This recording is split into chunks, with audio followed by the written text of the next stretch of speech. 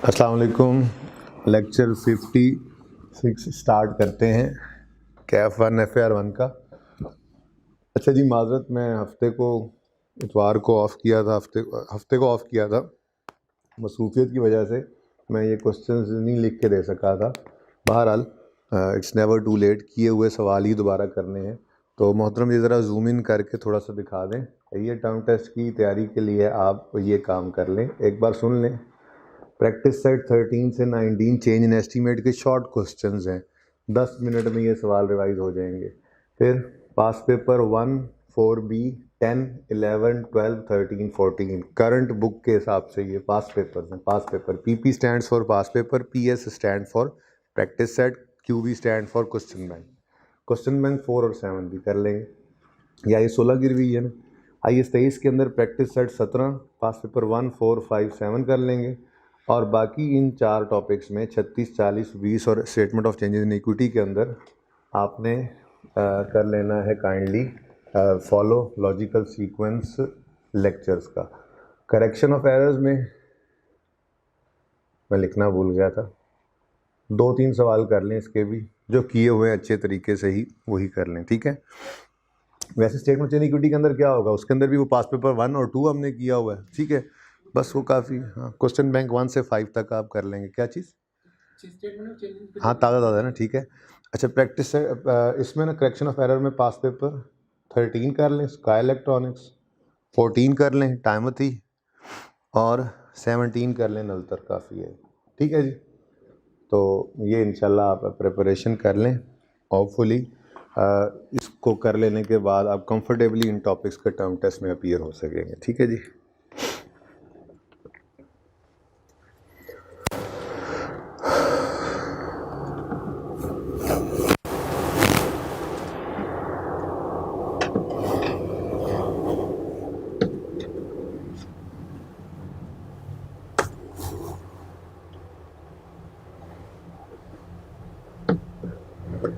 अच्छा जी, IQ के question bank के क्वेश्चंस सारे ही होमवर्क में अब तो जा चुके हैं, तो मेरा दिल है कि 1-2 क्वेश्चंस इनमें से जो आप कहेंगे एक क्वेश्चन वो मैं करवा दूंगा। आप देख लें इसको जी।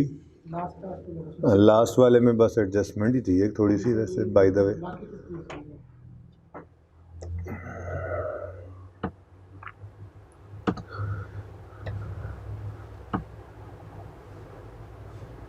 मैं जरा नोट्स पे भी नज़र डालना चाहूँगा कि आज हल्की आंच पे और क्या पढ़ा जा सकता है। कल इंशाल्लाह नया टॉपिक स्टार्ट करेंगे। तो फिज़िकल वाले बच्चों, जब आप लोगों को ये लेक्चर मिलेगा और आप सुन रहे होंगे, तो कल नए कपड़े पहन के ईद वाले तैयार श्यार होके आइएगा। होपफुली कैश फ्लो स्टेटमेंट कल स्टार्ट कर देंगे, होपफुली।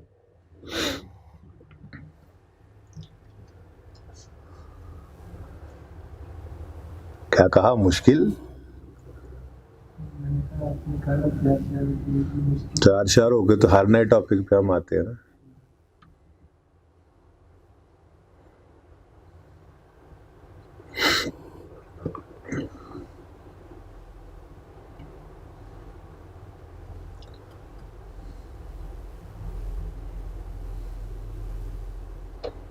जी, आज आपको माशाल्लाह काफ़ी सारी थ्योरी पढ़नी पड़ेगी और कुछ चीज़ें ऐसी होंगी ज़ाहिर जो इसमें रहती होंगी, वो मैं करवा दूंगा आपको। चलें जी, क्वेश्चन बैंक की तरफ मूव करते हैं। क्वेश्चन बैंक 1 देख लीजिएगा, कोई आपके लेवल का है नहीं, अब बड़ा आसान सा सवाल है, सिर्फ प्रेजेंटेशन है, ठीक है जी। क्वेश्चन बैंक 2 पाक क्वेश्चन लिमिटेड, ये आप लोगों ने किया था? yes.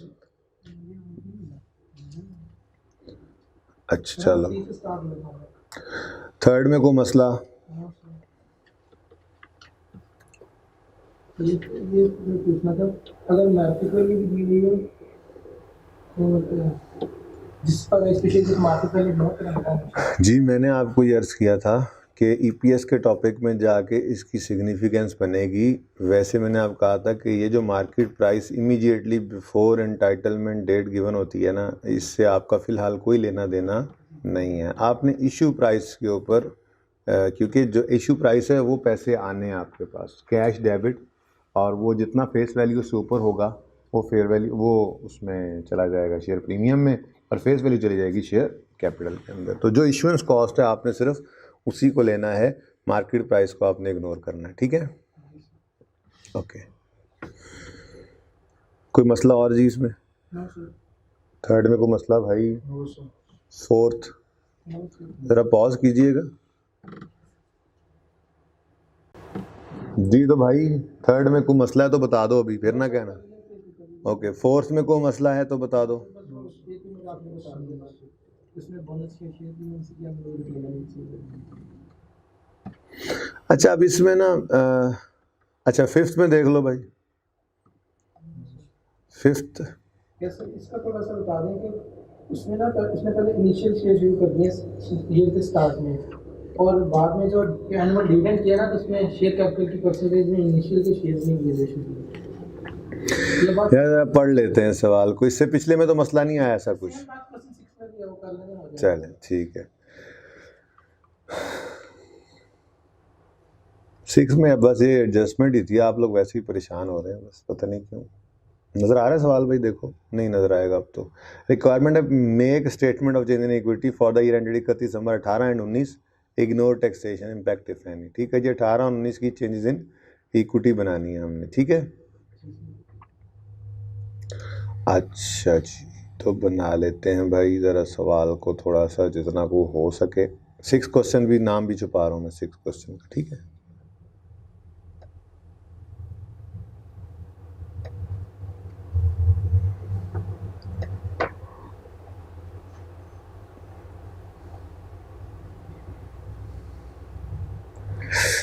Okay, ABC Corporation Limited, an entity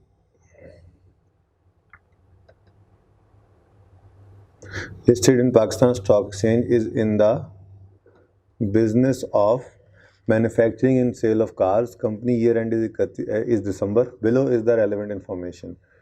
opening balances यकम जनवरी 18 के गिवन है, ये गिवन ना हो तो निकालने आने चाहिए, और आइए सेट में जाके हम इसको सीखेंगे भी। सी रिटेन अर्निंग का बैलेंस गायब कर दिया करेगा तो फिर कोई बात नहीं, हमें पता है रिटेन अर्निंग का कॉलम या लेजर क्या है। ओपनिंग होता है, प्रॉफिट होता है, डिविडेंड होता है और क्लोजिंग होता है, ठीक है ना। तो अगर हमें ओपनिंग नहीं गिवन मिसाल के तौर पे, और सवाल के अंदर प्रॉफिट गिवन है, डिविडेंड गिवन है, क्लोजिंग गिवन है, तो निकल नहीं सकता है ना। हाँ चलें, ऐसे ही बड़ा आई सेट की तैयारियां चल रही हैं। ओके, वैसे आई सेट भी शुरू कर सकते हैं हम, कोई पता नहीं, आई सेट ही शुरू कर दें, देखेंगे। ABC कॉरपोरेशन के बारे में कहता है जी, ओपनिंग बैलेंसेज हैं, opening share capital at par value of 10 per share, share premium, general reserves और ओपनिंग रिटेन्ड अर्निंग्स, ठीक है जी। शेयर कैपिटल भी आ गया, शेयर प्रीमियम भी आ गया, जनरल रिजर्व्स भी आ गए और रिटेन्ड अर्निंग्स भी आ गए। असल में ना सबसे ज़्यादा आई सेट के अंदर जो यूज़ होने वाला टॉपिक है ना सबसे ज़्यादा, वो या तो करेक्शन ऑफ एरर हम पढ़ाएँ, ठीक है, या फिर ये स्टेटमेंट इन इक्विटी के अंदर वो सवाल करवा लेता है। इनकम स्टेटमेंट बैलेंस शीट तो वैसे आपके सिलेबस में नहीं है कि मैं कहूँ कि income statement balance sheet final accounts पहले पढ़ा लूँ फिर आई सेट पढ़ाऊँगा, ज़रा अच्छा है यार उनकी ज़रा रिवीजन, वो तो आपने अब बनाने नहीं है, तो फिर जाहिर सी बात है हो सकता है चेंज भी हो जाए। कपड़े बहरहाल नए ही पहन के आने हैं, इंशाल्लाह टॉपिक नए ही करेंगे, ठीक है ना। ओके, ये मैं आज वैसे ही बस टाइम पास करूँगा थोड़ा सा, इसके अंदर चीज़ें पढ़ाने की कोशिश करूँगा जितनी पढ़ा सका। हाँ जी, टाइम पास ही करना है ना, आप लोग फिर कल आ जाएंगे तो फिर न्यू टॉपिक स्टार्ट। हाँ, तो नहीं बनानी सीखी हुई तो फिर बना दो भाई, सवाल भी किया हुआ है। हाँ भाई, इनकम स्टेटमेंट बैलेंस शीट उस तरह से नहीं है, लेकिन आप नॉन प्रॉफिट ऑर्गेनाइजेशन में जाओगे तो बैलेंस शीट तो वहाँ बनानी ही पड़ेगी ना, ठीक है। लेकिन अब करेक्शन ऑफ एरर उसने डाल दी है, तो उसके अंदर ये सवाल भी डाला हुआ है कि अपनी अपनी किताब में, तो इंट्रो पढ़ के भी तो आए हो ना, वो उनके मुताबिक तो आप पढ़ के आए हो इंट्रो, ठीक है। जिन्होंने एग्जामिशन लिया वो इंट्रो प्लस R1 पढ़ रहे हैं, तो उन्होंने तो सब टेस्ट कर लेना, उन्हें क्या मसला, ठीक है। अच्छा ओके, ओपनिंग बैलेंसेस आ गए, ठीक है। On 28 February company issued IPO। असल में ना ये राइट इशू नहीं है, ये IPO है, इनिशियल पब्लिक ऑफरिंग, वो जो इसमें प्रोस्पेक्टस बनता है, पता नहीं क्या कुछ होता है, लॉ आप लोगों ने पढ़ा होगा, ठीक है ना। तो इनिशियल पब्लिक, जनरल पब्लिक को ये ऑफर की है, ठीक है। ऑफर किए 5 मिलियन शेयर, 75% सब्सक्राइब हुए सिर्फ, तो 75% सब्सक्राइब हुए, इसका मतलब 5 मिलियन को तो फिर भूल ही जाओ ना, वो उसका 75% जो है वो हमारी एंट्री में आना है, ठीक है जी। और मनी रिसीव हुआ है कब, सब्सक्राइब भी हुए और रिसीव भी हुए कब, 31 मार्च को। तो 28 फरवरी को भाई जाओ डालो साइड पे, 31 मार्च है रेलेवेंट डेट जिस दिन हमने एंट्री करनी है। हमारे पास कैश किस दिन आया, 31 मार्च पे, तो हमने एंट्री की cash debit 3.75 million I think बनता है ना, 3.75 मिलियन शेयर्स, 5 मिलियन का 75%, ठीक है ना। अब वो 3.75 मिलियन शेयर्स हमने इशू किए, कैश हमें रिसीव हुआ और 25 रुपये ईच।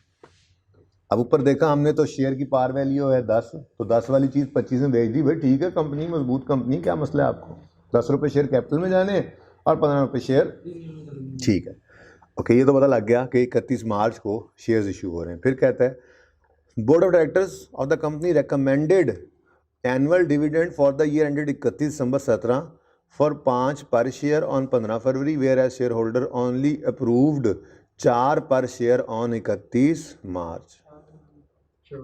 ठीक है जी। अच्छा, डेट कौन सी रेलेवेंट, 31 मार्च, ठीक है जी। तो ये तो एक ही डेट पे आ गए, अब क्या करें बोलो।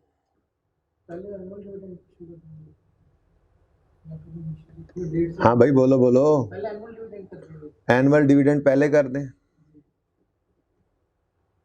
तो फिर क्या होगा, इसमें जो शेयर कैपिटल में इनिशियल वाले पब्लिक ऑफरिंग वाले वो नहीं है, नहीं वो भी पहले कर सकते हैं, फिर बाद में इसको एनुअल। भाई इसमें तो वो मसला ही नहीं था। देखो मेरे चांद, आईपीओ का तो ताल्लुक ही नहीं था एग्जिस्टिंग शेयर वाल, उनको तो वो तो था ना, राइट इशू किया, राइट इशू किया तो उनको मुफ्त में बोनस डिविडेंड दिया, ठीक है। अब जिनको शेयर पकड़ा रहे हैं उसी दिन उनको बोनस तो नहीं दे सकते।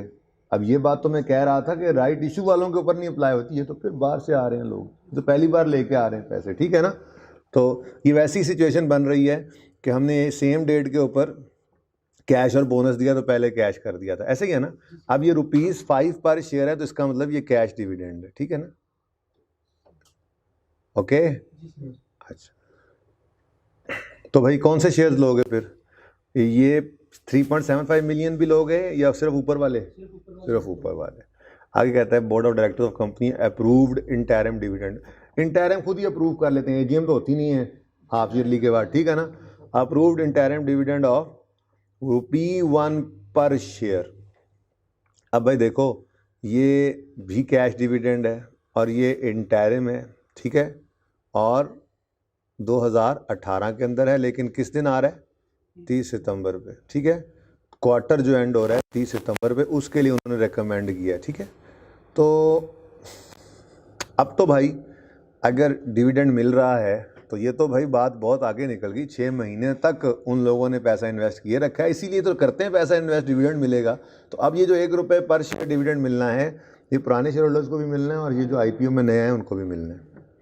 एनुअल प्रॉफिट्स हैं for the year 31 December 18 175।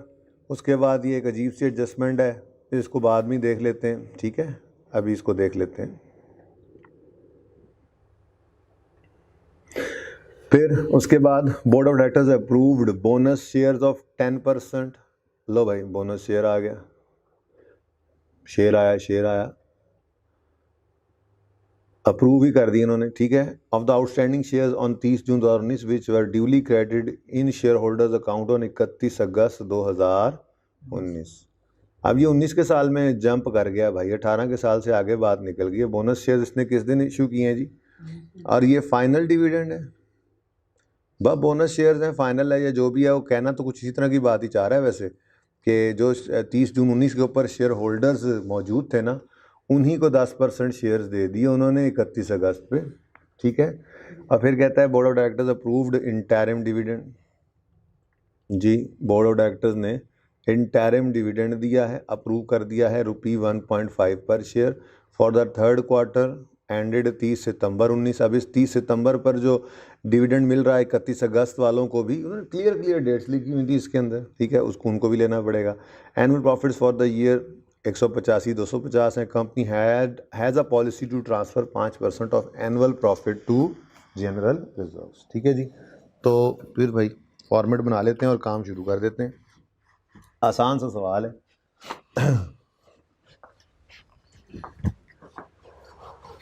General reserves हैं और रिटेन्ड अर्निंग्स है, शेयर प्रीमियम है, शेयर कैपिटल है, बस रिवैल्यूएशन सरप्लस नहीं है। ओहो, नाम बताओ बिजनेस का। ABC corporation limited. मेरे दोस्त आप आ चुके हैं इधर। अच्छा, उसके बाद statement of changes in equity for the year ended 31 दिसंबर। अच्छा अब इधर देखो, 18-19 की जो बनानी है ना, अब यहाँ से तैयारी आई है सेट की, मैं शुरू करा देता हूँ आपको, ठीक है ना। फॉर द ईयर एंडेड 31 दिसंबर 19 है, लेकिन इसमें 19 और 18 दोनों ने आना होता है। असल में फाइनेंशियल स्टेटमेंट ऐसे बनती हैं, आपको पता ही है, कंपैरेटिव ईयर भी शो करना होता है, तो 19 का कंपैरेटिव 18 ही होता है ना, ठीक है। अब इसका तरीका क्या होगा ये सुन लें ज़रा। नहीं भाई उधर ही रहे, मैं तो मोबाइल रखने आया था। इसका तरीका ये है कि आपने ज़रा ध्यान से सबकी तवज्जो, ये समझो आइए सेट की तैयारी शुरू हो गई। ओपनिंग बैलेंस लिखना है, ठीक है जी। फिर क्लोजिंग बैलेंस लिखना है,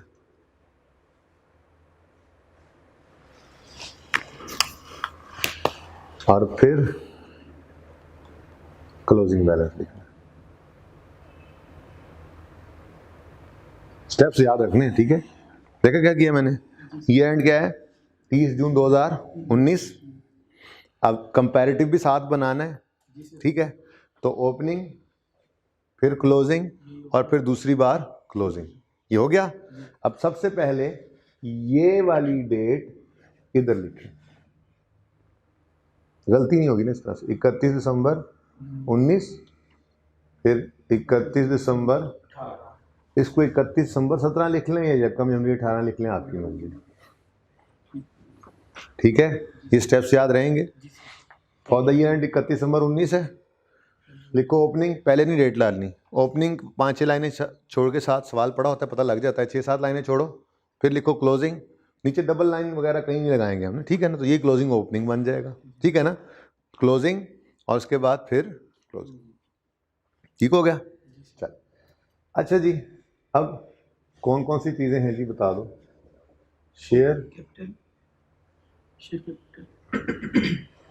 शेयर कैपिटल है, फिर जी शेयर प्रीमियम है, जनरल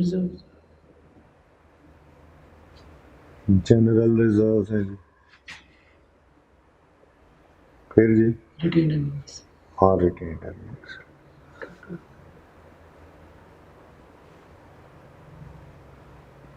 ठीक, चलिए ओपनिंग बैलेंसेस लिख लें। फिर ये क्यों बंद हो गया, मैंने बंद किया, मैंने ऑन ही नहीं किया था। अच्छा तो आप लोग क्या देख रहे थे इधर से, बुक पे देखे जा रहे हैं। चलें ठीक है जी, फिर बुक से देख के ज़रा ओपनिंग बता दें। और मैं तो कहता हूँ मिलियंस में ज़रा ज़्यादा ही पॉइंट्स लग जाएंगे, तो थाउजेंड्स में कर लेते हैं क्वेश्चन, ठीक है। तो रुपीज़ इन थाउजेंड्स।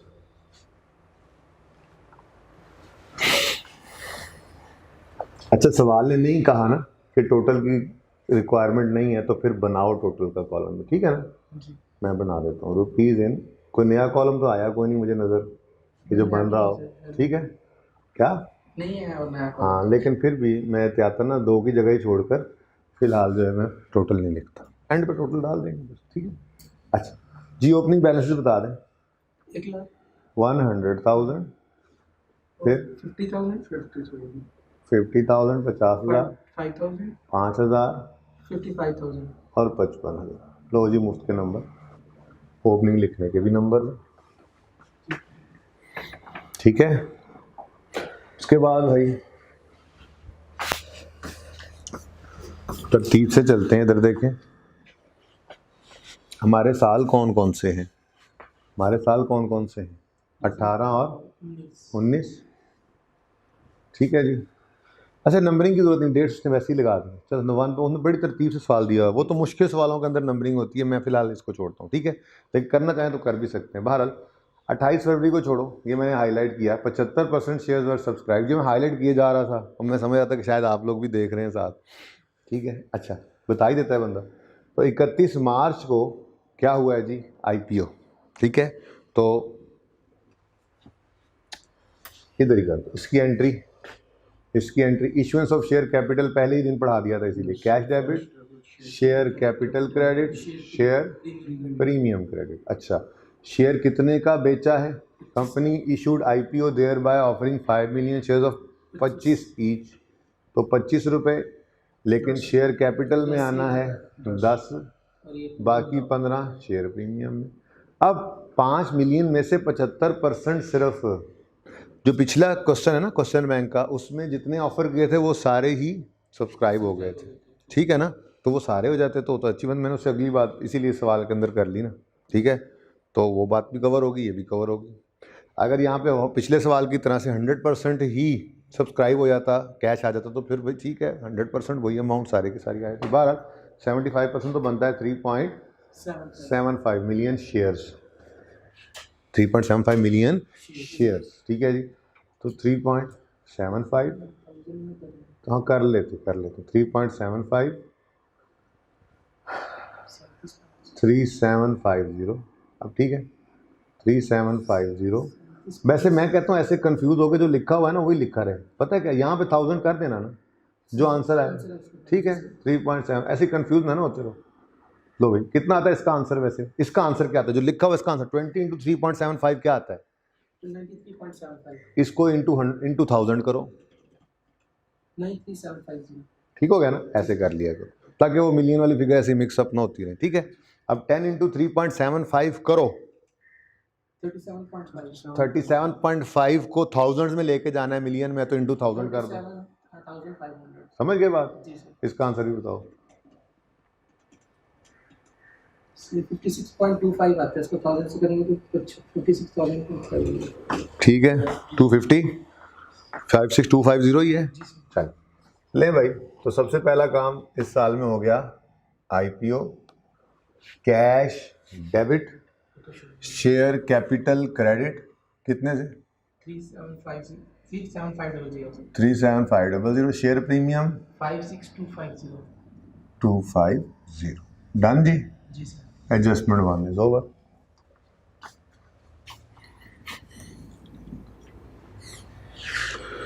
फिर कहता है जी नंबर 2 में, बताया था ना आपको रुपीस में अगर डिविडेंड दे दे तो किस तरह से हमने उसका, वो सिंपली वो जो है ना परसेंटेज तो अप्लाई होती थी ना रुपीस के ऊपर, यहाँ पे चूंकि पर शेयर डिविडेंड दिया हुआ है तो फिर नंबर ऑफ शेयर्स निकालने पड़ते हैं, बस इतना सा फर्क है, ठीक है। Okay, board of directors of company recommended annual dividend for the year 31 दिसंबर 17 फॉर 5 रुपीज़ पर शेयर, फिर है शेयर होल्डर्स अप्रूव्ड ओनली 4। तो एक तो ये कैश डिविडेंड है, ज़रा बताओ कैश डिविडेंड की एंट्री क्या होती है? Dividend debit. डिविडेंड डेबिट भाजन तुसी गूंगे हो, तुसी नहीं बोलते ना, उठा के बाहर भेज देना class. Dividend debit, dividend payable credit जी। याद है पिछले सैटरडे को भी या मंडे को भी इसके साथ पहले थोड़ी सी हाँ कुछ करना पड़ा था, तब जाके ये फिर बेहतरीन हो गया था, है ना? होना है जी बेटा, रिटेन्ड अर्निंग्स। हाँ भाई, अब अमाउंट इधर देखो, इधर देखो, इधर देखो,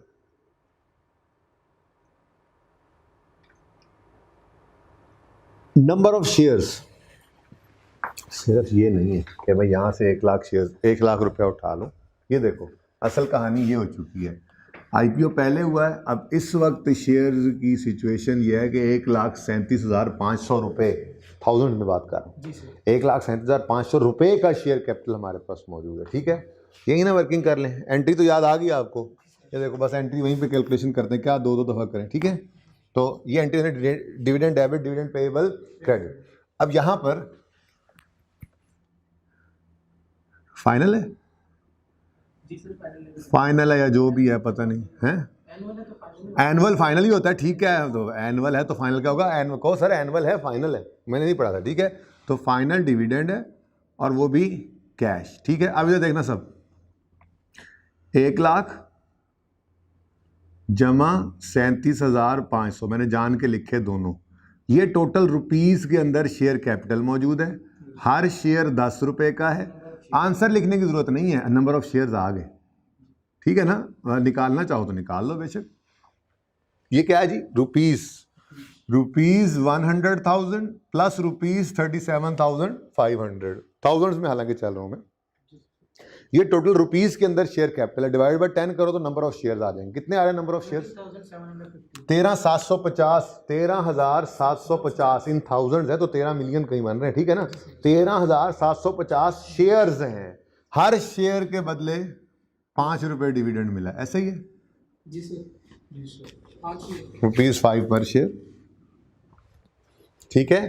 तो भाई बोलो एंट्री, डिविडेंड रिटेन्ड अर्निंग्स में डेबिट हो जाएगा कितना, कितना भाई? 68,750 रिटेन्ड अर्निंग्स में डेबिट और डिविडेंड पेएबल डन।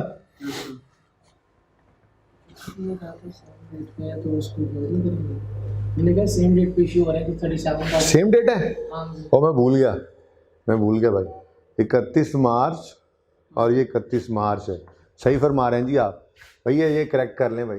वो मैं डेट को ध्यान ही नहीं दिया भाई, वो बस जज्बात के अंदर कर गया। अब अच्छी बात है, चलो अच्छी बात होगी। अगर सेम डेट है तो सिर्फ ये क्या हमने भी करते हुए पहले खुद ही ऐसे ही हाँ चलो अच्छी बात है। तो आप और मैं एक ही जैसे कन्फ्यूजन का शिकार होते हैं, ऐसे ही है ना, पर्चे में ना हो जाना।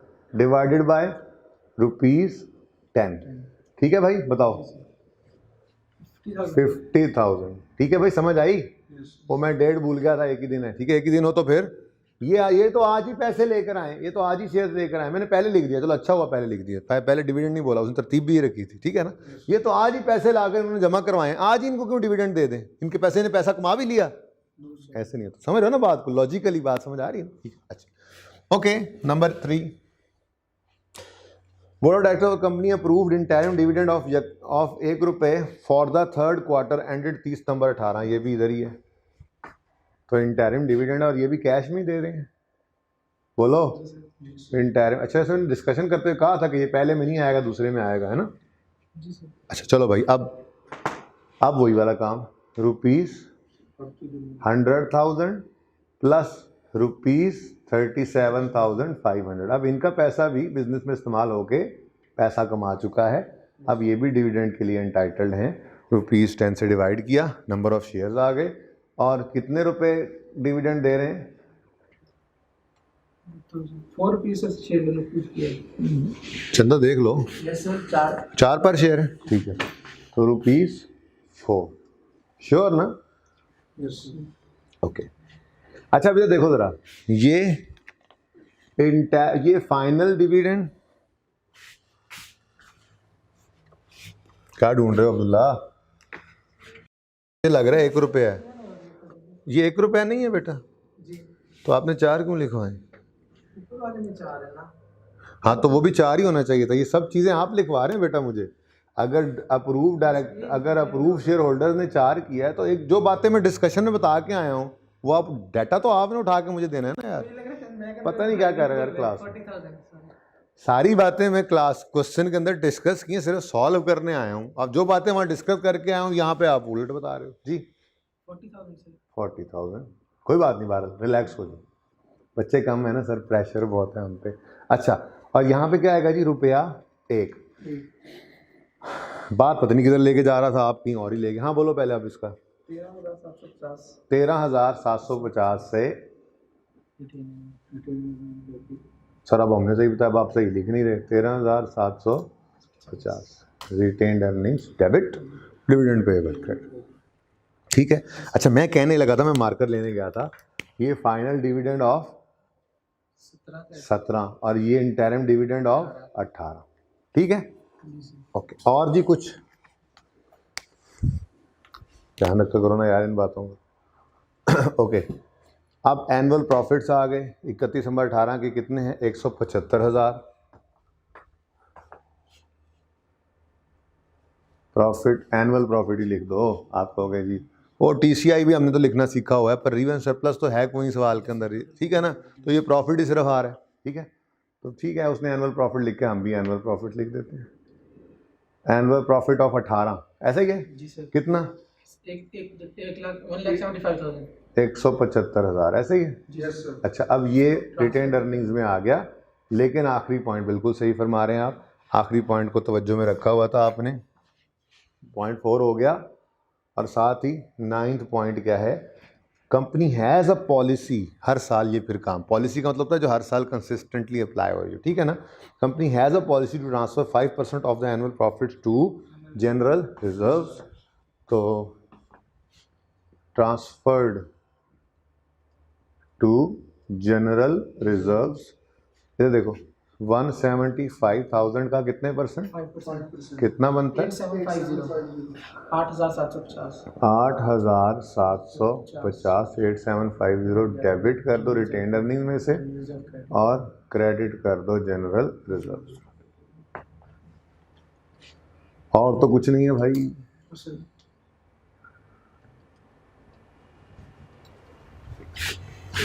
थोड़ी सी जगह बच गई। क्लोजिंग बैलेंस 31 दिसंबर 18 लिखा था ना, लो भाई, ठीक है। हाँ भाई बता दो भाई, ये चलो मैं बता देता हूँ, अगला भी चलो मैं बता देता हूँ, बताओ बताओ कुछ तो तुम। अच्छा नेक्स्ट 13,750। हाँ जी लिख रहा हूँ 750। हाँ ये आप ही बताएं, आसान वाला आप बता दें बस, कोई नहीं मसला।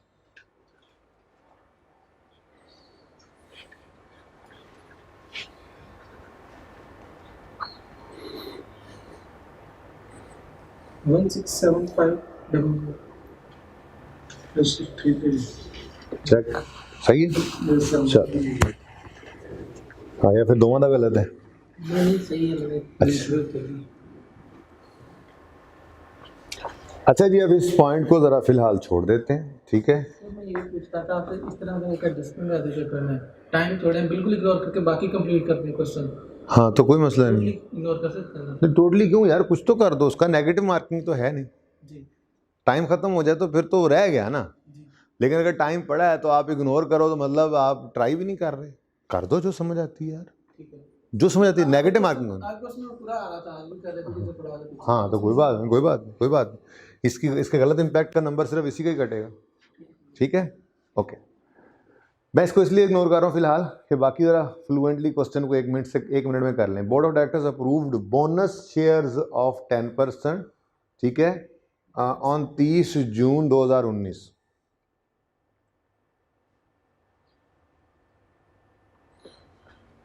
ये फाइनल डिविडेंड पिछले साल का है तो फरवरी में ही कहीं हो रहा है, ठीक है ना, फरवरी मार्च में। ये तो फिर कोई इंटरिम टाइप की बात हो रही है, ठीक है। Board of directors approve bonus shares of 10% of the outstanding shares on 30 जून 19, मतलब 30 जून 19 पर जो शेयर्स थे उनको बोनस मिला है, ठीक है ना। तो ये इंटरिम टाइप ही बन रहा है, ठीक है। बहरहाल हमें क्या, हम तो बोनस इशू लिख देंगे, okay. Which were duly credit in share holders account, 31 अगस्त तक उनके अकाउंट में भी क्रेडिट कर दिए हमने, ठीक है, बस कोई मसला नहीं। आपने यहाँ पर करना क्या है, बस वो एडजस्टमेंट जो है ना, गड़बड़ एडजस्टमेंट थोड़ी सी, उसके लिए ये जगह एक लाइन मैंने छोड़ दी और यहाँ मैंने लिखा बोनस इशू। अब मैं क्यों बोनस इशू, अच्छा चलो पहले फड़का ही देते हैं उसको यार, ठीक है। ऐसी टेंशन लगी रहेगी, पता नहीं ये क्या है कुछ भी नहीं, बड़ी आसान सी एडजस्टमेंट है। वैसे जाते जाते मैंने बोला भी था थोड़ा सा इस बारे में, सुनो। हुकूमत पाकिस्तान ने फाइनेंस बिल एक नया मतलब लॉ में चेंज लाई और उन्होंने एक सेक्शन डाला उसमें, जिसमें उन्होंने कहा कि हर वो कंपनी जिसका 150 मिलियन से ज़्यादा प्रॉफिट आफ्टर टैक्स होगा ना, उसके लिए ज़रूरी है कि वो अपने प्रॉफिट आफ्टर टैक्स का 20% डिस्ट्रीब्यूट करे शेयर होल्डर्स को, ठीक है ना। एक लॉ पास किया गया, ठीक है। अब बिल्कुल पिछले साल में 175 है, अगले साल की तो अगले साल में देखेंगे, इस साल 175 है, अब तो गड़बड़ है, ठीक है। अब 175 का 20% बनता कितना है, 35,000, ठीक हो गया। अच्छा अब अगली बात, ये अगली बात इससे आगे वाली लिखते या ना लिखते, ठीक है, पता ही होना चाहिए। बहरहाल पहले ही पढ़ते हैं। Board intends to comply with minimum threshold and declare dividend accordingly on 15 February 19 which was duly approve by share holder on 31 March 2019। ये नोट आगे ना भी दिया हो ना तो आपको ही पता होना चाहिए। उन्होंने कहा जी जाहिर है लॉ है तो लॉ को कंप्लाई करना है, तो उन्होंने कहा जी ठीक है हम जो है वो डिविडेंड देंगे 35,000, ठीक है, लॉ की बात मानेंगे। लेकिन अगर आप गौर करें तो 1,75,000 प्रॉफिट किस साल का है? 18 का प्रॉफिट है। और इसके जो डिविडेंड की ये थ्रेश होल्ड की मीटिंग है, थ्रेश होल्ड को मीट करना है, ये किस साल में कर रहे हैं? 19 में, ठीक है ना। होता भी ऐसे ही 18 के साल का प्रॉफिट डिविडेंड 19 में आता है। लेकिन अगर आप डीप डाउन जाके सोचें ना तो भाई ज़रा उधर लेकर जाएं, ज़रा डीप डाउन जाके सोचवाना है इनको। डीप डाउन जाके देखें ना अगर आप, तो आपको इंटरिम डिविडेंड 18 का 13,750 भी नज़र आ रहा है यार, वो भी तो 18 के प्रॉफिट्स में से ही बटा है। अब सवाल क्या कहता है, लॉ क्या कहता है कि जिसने 1.5 लाख से ऊपर प्रॉफिट कमाया है वो उस प्रॉफिट का 20% बांटे। तो जो 13,750 का प्रॉफिट पिछले साल में बटा है वो भी तो इसी 175 भी देखो ना, इस 175 के अंदर पिछले साल के पूरे साल का प्रॉफिट है, जिसमें पहले 6 महीनों का प्रॉफिट भी था इंटरिम, तो उसी में से ही 13,750 बटा है ना। तो फिर अकाउंटेंट आगे बढ़ा, उसने कहा कि जी ये तो रिक्वायरमेंट है, ठीक है, ऑलरेडी डिस्ट्रीब्यूटेड एज इंटरिम इन 2018 भी तो है। अकाउंटेंट अपने पॉइंट बनाने की ना सेठ साहब को कहा सर टेंशन ना लें, आपका पूरा 13 मिलियन बचा देता हूँ मैं।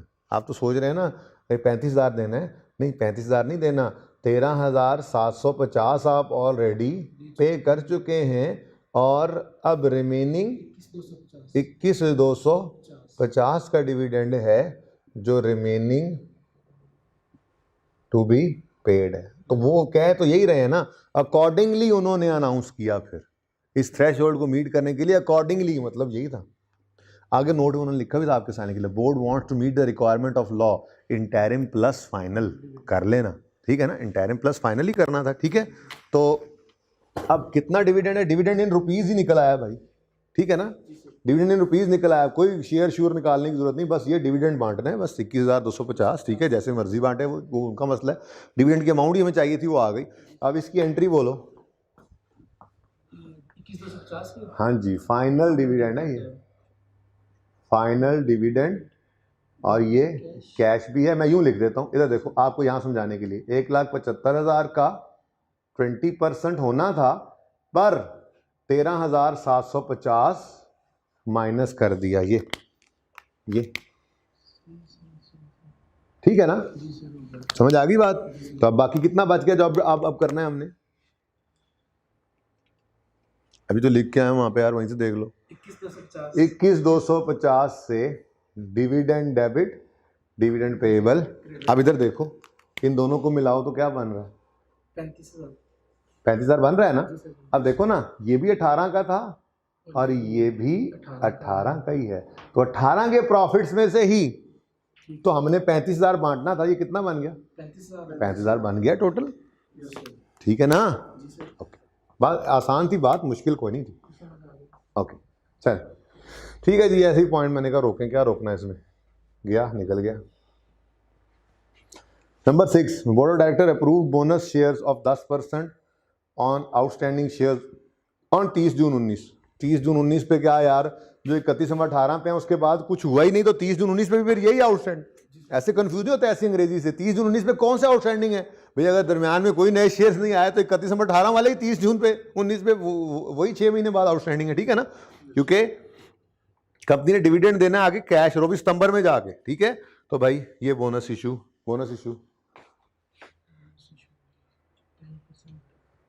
बोनस इशू कर दो, बोनस डिविडेंड कर दो, बोनस शेयर्स कर दो जी, बिल्कुल बिल्कुल। 1,37,500 का शेयर कैपिटल है, और इन्होंने परसेंटेज अगर दी हुई तो बहुत अच्छी बात है।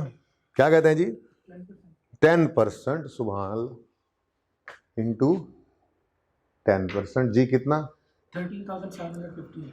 अच्छा, अब इसमें दो राय हैं, ये बात भी कर लें, ठीक है। इसमें दो राय हैं,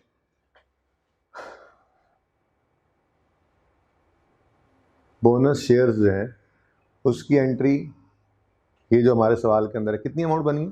13,750। इसकी एंट्री आप यूं भी कर सकते हैं, डिविडेंड डेबिट रिटेन्ड अर्निंग्स में, और शेयर कैपिटल क्रेडिट 13,750, ये एंट्री भी हो सकती है इसकी।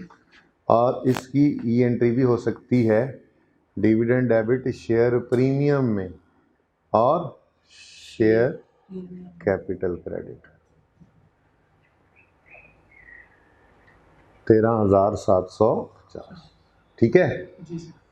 अब ये आपके ऊपर है, आपने कौन सी एंट्री करनी है, आप क्या पसंद करते हैं। देखें भाई, असल में ना शेयर प्रीमियम जो है उसका कोई और ख़ास इस्तेमाल कोई नहीं है, ठीक है, पड़ा रहता है। रिटेन्ड अर्निंग्स तो आपने देखा डिविडेंड के तौर पे भी बढ़ रही होती हैं, कैश डिविडेंड के तौर पे, जनरल रिजर्व में भी ट्रांसफ़र कर रहे होते हैं, बहुत सारे काम इनसे ले रहे होते हैं। लेकिन शेयर प्रीमियम का ना कोई ख़ास इस्तेमाल कोई नहीं है। तो हमारा कंपनीज एक्ट जो है ना, वो कुछ कॉर्पोरेट प्रैक्टिसेस बताता है अच्छी, जिनमें एक ये भी है कि शेयर प्रीमियम को आप बोनस इशू के लिए इस्तेमाल कर लें। मस्ट नहीं कहता कि लाजमी करो, कर सकते हैं, ठीक है। अब आप चाहें तो आप ये एंट्री करें, चाहें तो आप ये एंट्री करें। आई क्या लगे बच्चे कौन सी एंट्री करें, उन्होंने कहा बच्चे ये वाली एंट्री कर लिया करें। अगर कोई ये भी कर देगा तो हम उसके नंबर नहीं काटेंगे, एक बात। दूसरी बात, अगर कभी सवाल जो एक्सप्रेसली कह दे इस तरह से कि बोनस इशू हुआ है आउट ऑफ शेयर प्रीमियम, तो फिर क्या करोगे, फिर लाजमी हो जाएगी, ठीक है ना। तो ये एंट्री समझ में आती है। अच्छा, मिसाल के तौर पे शेयर प्रीमियम में पैसे कम पड़े हों, मिसाल के तौर पे हमने 100 रुपये का जो है वो शेयर कैपिटल बांटा, ठीक है, ये मुफ्त में शेयर्स बांटे, ठीक है। तो अगर तो ये एंट्री कर रहे हैं आप, ये वाली, तो आप एंट्री करेंगे डिविडेंड डेबिट रिटेन्ड अर्निंग्स में से 100 रुपये, ठीक है, और शेयर कैपिटल क्रेडिट 100 रुपये, ठीक है। जब इधर आएंगे तो अब डिविडेंड को आपने शेयर प्रीमियम में डेबिट करना है, और शेयर प्रीमियम पड़ा ही सिर्फ 80 रुपये है, तो कोई बात नहीं, 80 इधर से फेंक दें, बाकी का डिविडेंड रिटेन्ड अर्निंग में फेंक दें। अगर ये करना चाहें और शेयर प्रीमियम कम पड़ा हो तो मैं बता रहा हूँ फिर भी किया जा सकता है, ओके। जितना है वहाँ तक तो ख़त्म कर ही सकते हैं, ठीक है। लेकिन हमारे सवाल में ऐसा कोई मसला नहीं था। तो किताब के सलूशन के अंदर, असल में ना ICAP के पास पेपर के सलूशन के अंदर देखी, पुरानी बात थोड़ी सी देखा तो उसमें शेयर रिटेन्ड अर्निंग्स को वो कर रहा था। अभी ये क्वेश्चन बैंक जब भेजा तो इनके सलूशन के अंदर उसने शेयर प्रीमियम को ऐड किया होता। तो फिर लास्ट टाइम हमने पूछा था तो उन्होंने कहा था कि जो मर्ज़ी कर लें, हम नंबर नहीं काटेंगे, इसलिए आप रिलैक्स रहें। और आई वुड सजेस्ट कि जब तक वो एक्सप्रेसली ना कह दे आप ये एंट्री कर लिया करें, ज़रा सिंपल रहती है ज़िंदगी, ठीक है ना। तो डिविडेंड डेबिट हम ये एंट्री कर लेते हैं, डिविडेंड डेबिट रिटेन्ड अर्निंग में 13,750 और शेयर कैपिटल क्रेडिट 13,700। और अगर आप ICAP की सलूशन, जो बुक का सलूशन, उससे मैच करना चाहें तो ये 13,750 आप इधर लिख देना माइनस और उधर कर देना ऐड। लेकिन इक्विटी का टोटल अल्टीमेटली वही आना है, क्योंकि एक की बजाय दूसरे से चलेगी ये, ठीक है ना। तो बहरहाल मेरा दिल तो ये कि आप ऐसे ही करें, बता दिया आपको मैंने, ठीक है जी। नंबर 6 हो गया, और बोलो number 7, board of director of company approved interim dividend of 1.5 rupees for the third quarter. तो 1.5 रुपी पर शेयर है, तो ये भी आ जाएंगे अब। तो इंटरिम डिविडेंड और है भी कैश, लेकिन ये कौन से साल का है, 19 का है। हाँ, अब अगले साल में जब रिक्वायरमेंट पूरी करनी होगी तो इसको याद रखना, लेकिन हमने अगला साल बनाना नहीं था, ठीक है ना।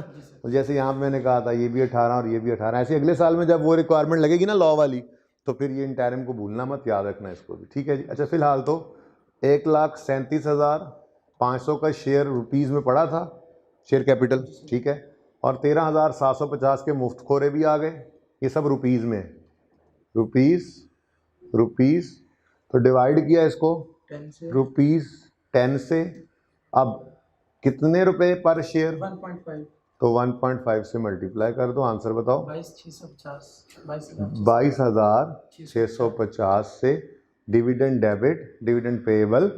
अब अगले साल इस 22 को 650 को देखना जैसे इस 13 750 को देखा था इस साल में, ठीक है ना, लेकिन अगला साल बनाना जो नहीं, ठीक। उसके बाद बोनस शेयर सेम डेट पे भी इशू, बोनस शेयर भी इशू हो रहे हैं, उसके बाद में टाइम डिविडेंड भी इशू हो रहा है सेम डेट पे। नहीं, सेम डेट वाले को कभी भी हमने डिविडेंड देना। इसमें एक मत का डिफरेंस है, इसलिए हमने किया है। क्या बोनस शेयर में 31 अगस्त को इशू किया ना, हाँ हाँ, और बाद में टाइम डिविडेंड 30 सितंबर को दिया। जाहिर सी बात है, डिफरेंस है तो जाहिर सी बात है, बिल्कुल बिल्कुल, अगर सेम डेट होती तो फिर इनको डिविडेंड ना मिलता। ऐसे भी होता है ना, वो बुला के कुछ शेयर्स बांट देते हैं और कुछ बोनस दे देते हैं, कुछ शेयर्स बांट देते हैं, कुछ कैश दे देते हैं, तो वो वैसे ही अलग अलग, तो सेम डेट पे आया तो वही उसूल है, ठीक है, जो बताया हो। ओके जी, प्रॉफिट फॉर द ईयर यानी एनुअल प्रॉफिट, एनुअल प्रॉफिट 1,85,250 हीरी कर दी उन्होंने, 1,85,250 का प्रॉफिट कमा लिया, कोई 20% बढ़ना भी पैना, ठीक है। और फिलहाल तो कुछ ट्रांसफ़र कर दो general reserve, transfer to general reserves 1,85,000 को 85,250 250, 1,85,250 का 5% जनरल रिजर्व में डाल दिया, 9263, ठीक है 3 कर लो, डेबिट और जनरल रिजर्व क्रेडिट। यस मेरे ख्याल में तो कहानी खत्म हो गई है बस। यस। तो भाई ये रिटेन्ड अर्निंग्स का, शेयर प्रीमियम का और रिटेन्ड अर्निंग का बैलेंस बुक से नहीं मैच करेगा, उसकी वजह है सिर्फ और सिर्फ एक, और वो है ये एंट्री। मैंने कहा यहाँ से कर लो, बुक में वो यहाँ से हुई पड़ी है, दोनों ही सही हैं, दोनों ही सही हैं। आई कैप ने बाकायदा कहा था बच्चा जो कर दे हम उसके नंबर नहीं काटेंगे, ठीक है, ऐसे कर दे तो बेहतर है, कुछ ऐसे भी कहा था उन्होंने। अच्छा जी, 151 250 1,51,250।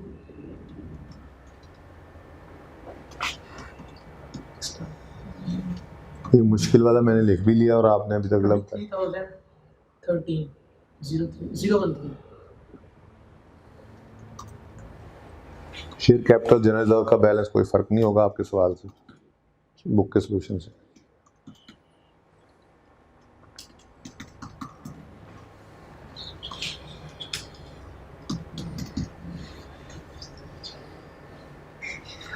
क्या नजर नहीं आ रहा?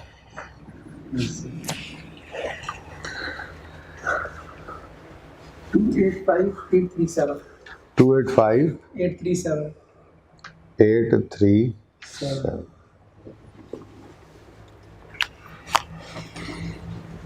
ठीक है जी।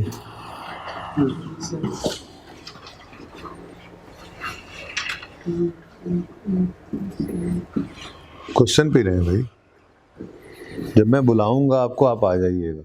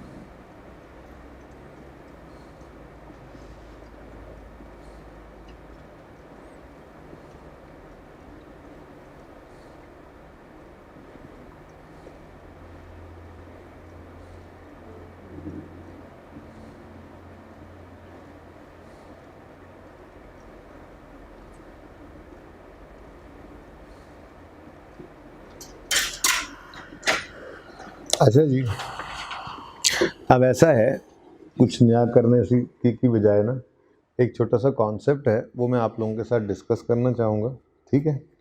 और उसको आप बस एज इट इज़ जो है वो नोट कर लेना। बड़ी आसान सी बातें हैं, 2-3, वो मल्टीपल टाइम्स यूज़ होना है उस कॉन्सेप्ट ने, ठीक है? तो बस 10-1 मिनट उसकी बात करके फिर क्लास को ऑफ करते हैं, ठीक है? कल फिर इंशाल्लाह IAS 17 या IAS 8 इनमें से कोई एक, प्रोबेबली मुझे लग रहा है IAS 8 ही शुरू कराऊंगा मैं। यार वो मिटा दो परली साइड, बल्कि सारे ही मिटा दो। हाँ, बस परली साइड ही मिटानी है। अच्छा जी, एक कॉन्सेप्ट है छोटा सा, रिडीमेबल और इरिडीमेबल प्रेफरेंस शेयर्स का, ठीक है? ये एक छोटा सा कॉन्सेप्ट है, ये आपके साथ डिस्कस कर लेता हूँ। बाकी इसके अंदर जितना इन डेप्थ जाना है वो फिर देखेंगे वक्त के साथ साथ। EPS के अंदर भी इसने इस्तेमाल होना है, रेशियोज़ के टॉपिक में इस्तेमाल होना है, तो थोड़ी सी बात उसी के ऊपर कर लेते हैं, ठीक है? ताकि यहाँ पे भी थोड़े बहुत उसकी डेफिनेशन वगैरह आ जानी है, तो चूँकि आ ही रहा है तो उसको देख लें, ठीक है? तो उसकी बात कर लेते हैं।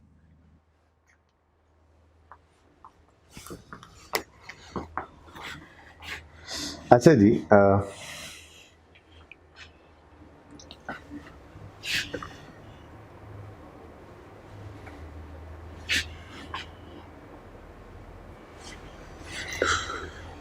कंपनी ने लोगों से पैसे बोरो किए, ठीक है? और वो पैसे कभी भी वापस नहीं होते, ठीक है? एक तरह का पैसा ही होता है, ठीक है? तो company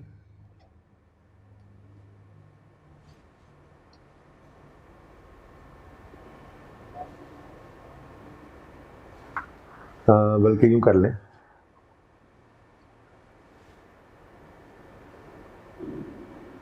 money taken will never be return. जो हमने पैसे लिए हैं, ठीक है, वो कभी भी रिटर्न अगर नहीं होने, तो ऐसे पैसे को, ठीक है, कंपनी टेक्स मनी और टेकन, अच्छा ऐसे ही ठीक था, money taken by company will never be return, ठीक है? तो ऐसी चीज़ को हम कहा करते हैं इक्विटी। क्या कहते हैं जी? इक्विटी।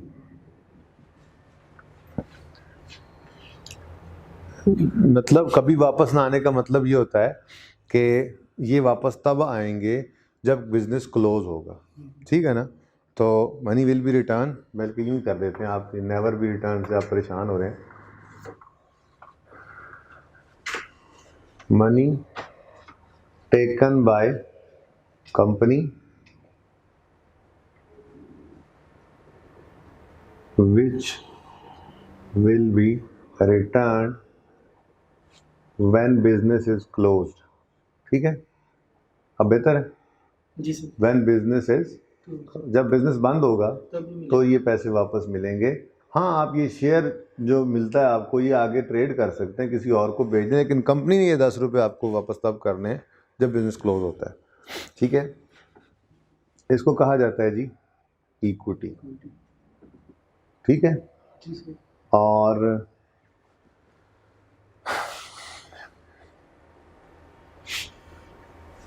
इक्विटी कहा जाता है, ये इसका नाम है, ओके? इसका नाम है इक्विटी, और इसकी प्रेजेंटेशन नेम इक्विटी और presentation in statement of financial position, बल्कि यूँ लिख देते हैं, प्रेजेंटेशन इन फाइनेंशियल स्टेटमेंट्स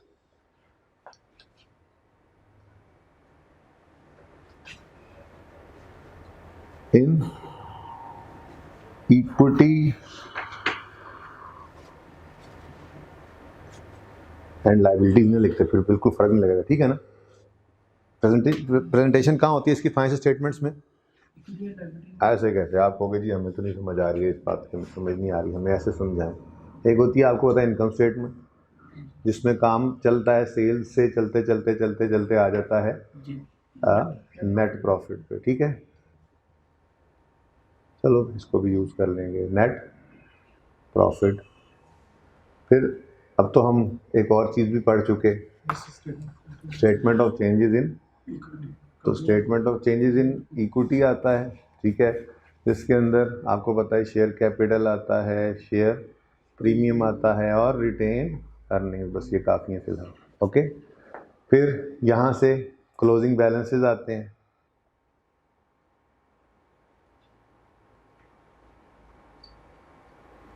और ये क्लोजिंग बैलेंसेस कहाँ जाते हैं जी? बैलेंस शीट के फेस पे जाके प्लेस हो जाते हैं, ठीक है।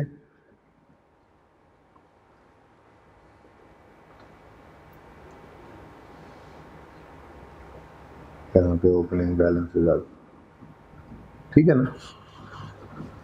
और फिर उसके बाद बना करती है स्टेटमेंट ऑफ फाइनेंशियल पोजीशन, इसको भी कम्प्रिहेंसिव इनकम कह लेते हैं आप, बात। चलो फिलहाल मैं बैलेंस शीट ही लिख देता हूँ, ओके। बैलेंस शीट में इक्विटी एंड लायबिलिटीज के पोर्शन में इक्विटी आती है, उसके अंदर देख लेते हैं क्या कुछ आता है, ठीक है। चलो अच्छा, तो ये इक्विटी जो है ये हम प्रेजेंट करते हैं इसको इन बैलेंस शीट, बल्कि यूं करें in equity section of balance sheet, in equity section of balance sheet. क्या मतलब, इधर देखो, ये बेसिकली इक्विटी क्या है, ऑर्डिनरी शेयर कैपिटल को कहते हैं, ठीक है ना। ये इसको मैं कह देता हूँ, आज नया नाम दे लेते हैं इसको, ऑर्डिनरी, बढ़ाते जाए ना बात Aahista Aahista, ordinary share capital, ठीक। और अगली बात, ये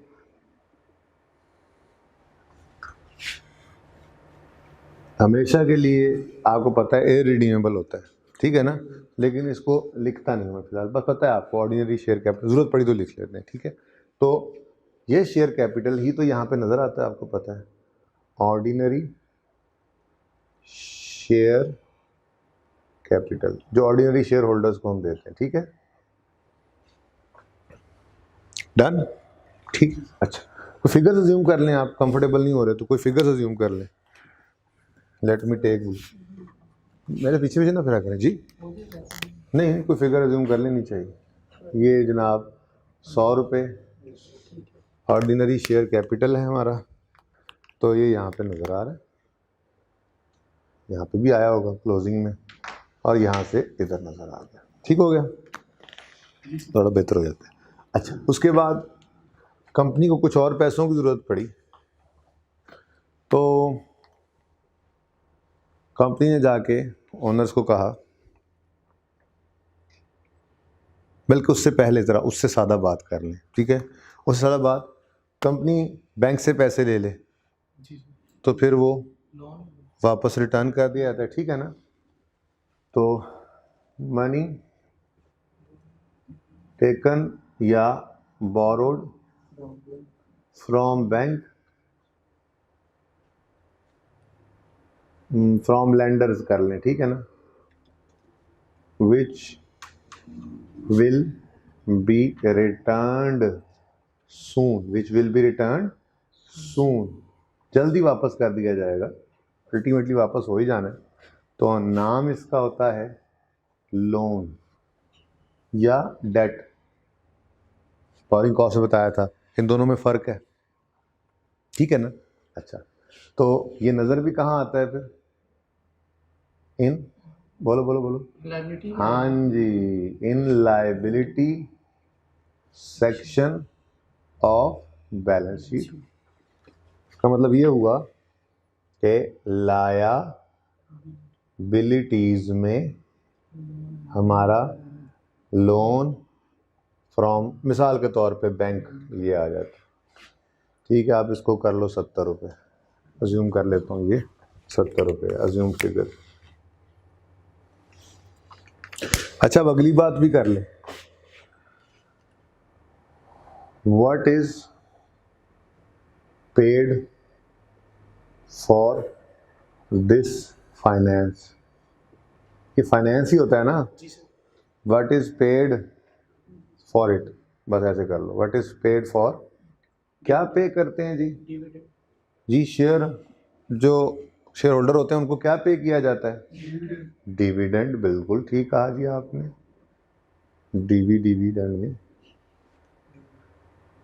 डिविडेंड, ठीक है जी। और अगली बात भी चलो अब कर ही लेते हैं, वेयर दिस पेमेंट, बल्कि यूं जैसे ऊपर लिखा था, प्रेजेंटेशन इन फाइनेंशियल स्टेटमेंट्स, बताओ भाई कहाँ आती है इसकी प्रेजेंटेशन, हाँ जी, statement of changes in equity में, रिटेन्ड अर्निंग्स में, ऐसे ही होता है। जी सर। अब इसको भी अज्यूम कर लो, ये लेट से 10 रुपये ऐसे, तो डिविडेंड आप देखते ही आए इतने दिन से, डेबिट होगा। हाँ, लेकिन इसको कहते हैं कौन सा है जी, ऑर्डिनरी डिविडेंड, क्या कहते हैं जी, ऑर्डिनरी शेयर होल्डर है ना, ऑर्डिनरी शेयर कैपिटल पे ऑर्डिनरी डिविडेंड जो दिया, कितना, 10। अच्छा ठहर जाओ,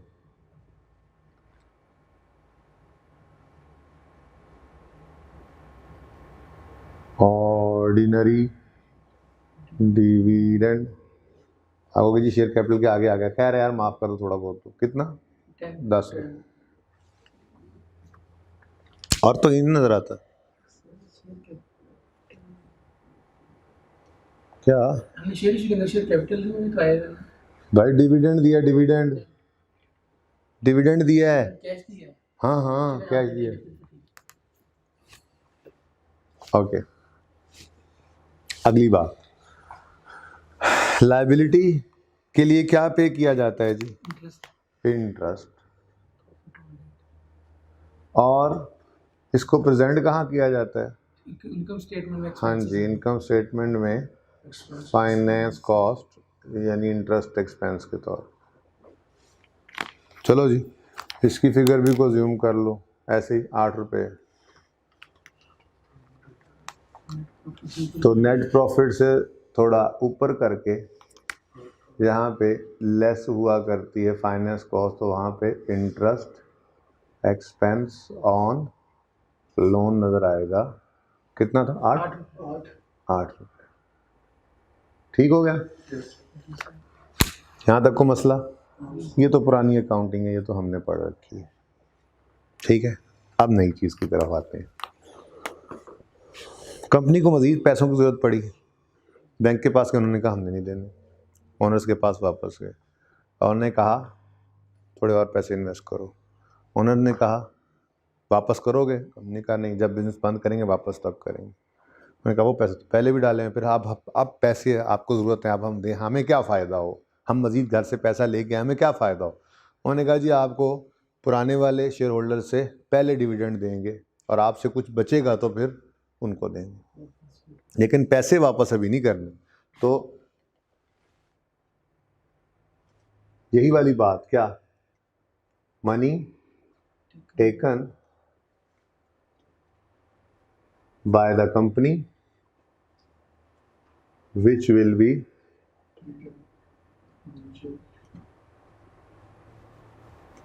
when business is closed, भाई मेच्योरिटी नहीं, when business वो रिडीमेबल होता है, when business is closed, लेकिन इन दोनों में फ़र्क क्या है, हमने छोटी सी बात कर दी, हमने कहा जी आप प्रेफरेंस वाले हैं, ठीक है, तो प्रेफरेंस शेयर कैपिटल है, प्रेफरेंस बड़ी इंपॉर्टेंट बात देखना, लेकिन है कौन सा, इररिडीमेबल, ठीक है जी, इररिडीमेबल, इररिडीमेबल, पर रिडीमेबल नहीं है, ये भी इरिडीमेबल ही होता है, irredeemable ordinary share capital irredeemable होता है, ये भी इरिडीमेबल है, पैसे वापस नहीं करने हमने, ठीक है, लेकिन डिविडेंड देते हुए थोड़ी सी प्रेफरेंस दे दी जाएगी, ठीक है जी। ओके, तो कोई अज्यूम कर लें फिगर इसकी भी 50, ठीक है। अब जैसी इसकी नेचर का इक्विटी जैसी है वैसे ही इसकी प्रेजेंटेशन भी इक्विटी के सेक्शन में ही होगी, बिल्कुल उसके नीचे, ठीक है। जहाँ पर इक्विटी नज़र आई थी बिल्कुल वैसे ही ये equity section of balance sheet में नज़र आएगा। यानी इधर देखो, जहाँ पे ऑर्डिनरी शेयर कैपिटल आ रहा था यहीं पर इररिडीमेबल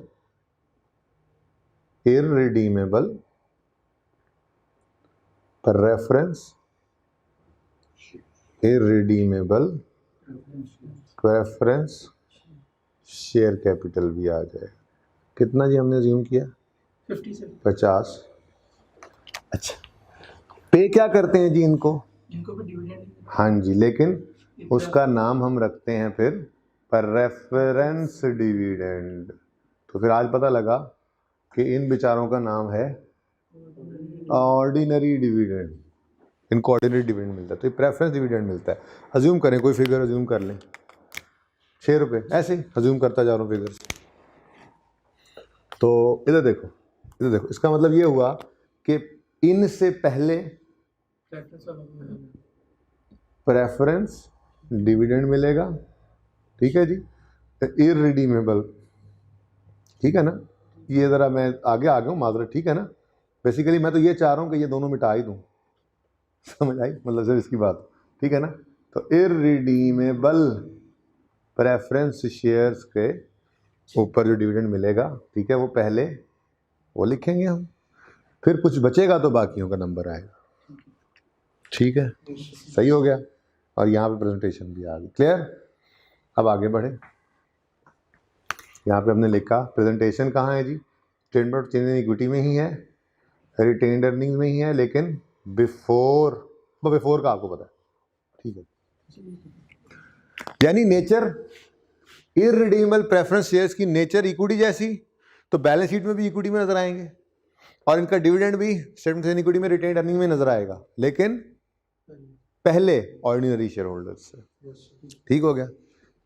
कंपनी की प्यास बुझ नहीं रही, ठीक है जी, तो कंपनी ने और पैसे मांगे। अब ओनर ने कहा हमें पैसे वापस दोगे, रिडीमेबल और प्रेफरेंस भी दोगे, तो फिर हम पैसे देने के लिए तैयार हैं। तो रिडीमेबल मैंने लिखा है जी, रिडीमेबल, पता नहीं समझ आ रहा होगा कि नहीं, रिडीम बोल तो रहा हूँ ना, रिडीमेबल प्रेफरेंस शेयर कैपिटल, ठीक है जी। रिडीमेबल प्रेफरेंस शेयर कैपिटल भी जल्दी वापस करना पड़ता है, 5 साल 10 साल के लिए लेना पड़ता है। तो लोन मनी टेकन या बोरोड फ्रॉम लेंडर्स, इस केस के अंदर शेयर होल्डर्स ही होते हैं, ठीक है, विच विल बी रिटर्न, लेकिन लोन ही देते हैं ना वो एक तरह से, विच विल बी रिटर्न सून। तो इसको कहा जाता है जी रिडीमेबल प्रेफरेंस शेयर्स। क्या कहा जाता है जी? Redeemable preference shares. आपको जी बाकियों में तीर लगा हुआ, इधर नहीं लगा हुआ, हमें समझ नहीं आ रही क्या हो रहा है।